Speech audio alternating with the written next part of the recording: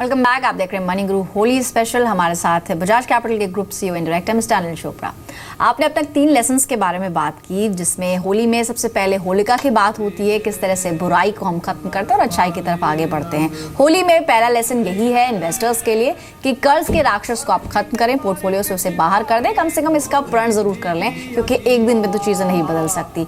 दूसरी इंपॉर्टेंट बात, जिस तरह से आपकी होली में अलग अलग कलर्स का इस्तेमाल होता है, वैसे ही पोर्टफोलियो को भी आप डाइवर्सिफाई कर सकते हैं।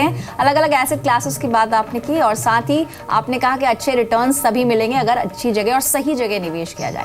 ये तो हुई लेसन्स की बात, लेकिन जहां तक बात है टैक्स प्लानिंग की, क्योंकि फाइनेंशियल ईयर खत्म होते होते ही होली आती है, ऐसे में कैसे सही टैक्स प्लानिंग की जा सकती है, क्योंकि लास्ट मिनट में बहुत सारे लोग हैं जो टैक्स प्लानिंग करते हैं।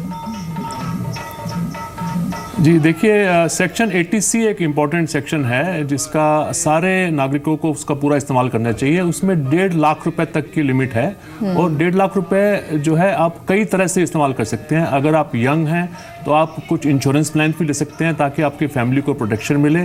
साथ ही आप इक्विटी म्यूचुअल फंड्स की जो ELSS स्कीम्स हैं उसमें निवेश कर सकते हैं, जिसमें 3 साल का लॉक इन रहता है और उसमें आप वेल्थ क्रिएशन की उम्मीद कर सकते हैं अगर आप लंबे समय तक उसमें बने रहें।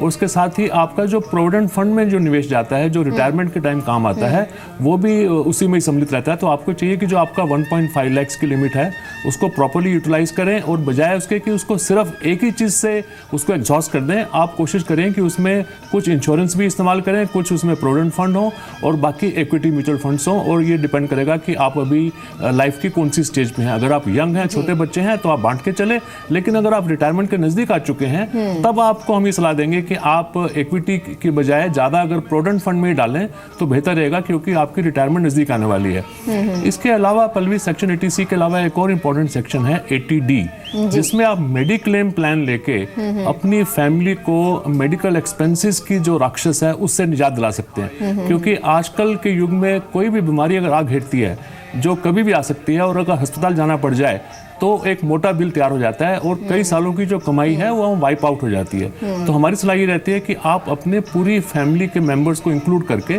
जो आपके ऊपर डिपेंडेंट हैं, अगर आपके पेरेंट्स आपके साथ रहते हैं, वो बूढ़े हो गए हैं, उनको ज़्यादा मेडिकल की जरूरत है, तो उनको भी इंक्लूड करके, अपने बच्चों को इंक्लूड करके एक फैमिली फ्लोटर प्लान लें और कम से कम 5 लाख और ज़्यादा से ज़्यादा 10 लाख तक की उसमें कवरेज कराएं। ये एक ऐसा समय है जब आप पूरे साल का अपना लेखा जोखा उसको रिव्यू कर सकते हैं, समीक्षा कर सकते हैं और एटलीस्ट अगले वित्त वर्ष की तैयारी कर सकते हैं। तो होली की तैयारियां जरूर करें, लेकिन साथ ही साथ अपने पोर्टफोलियो को कैसे आप बेहतर बना सकते हैं, कलरफुल बना सकते हैं, यही हम उम्मीद करते हैं। शुक्रिया मिस्टर चोपड़ा, समय दिया आपने और बातचीत की। आपको और हमारे सभी दर्शकों को होली की ढेर सारी शुभकामनाएं। तो फिलहाल मनी गुरु के इस होली स्पेशल में इतना ही। दीजिए इजाजत, नमस्कार।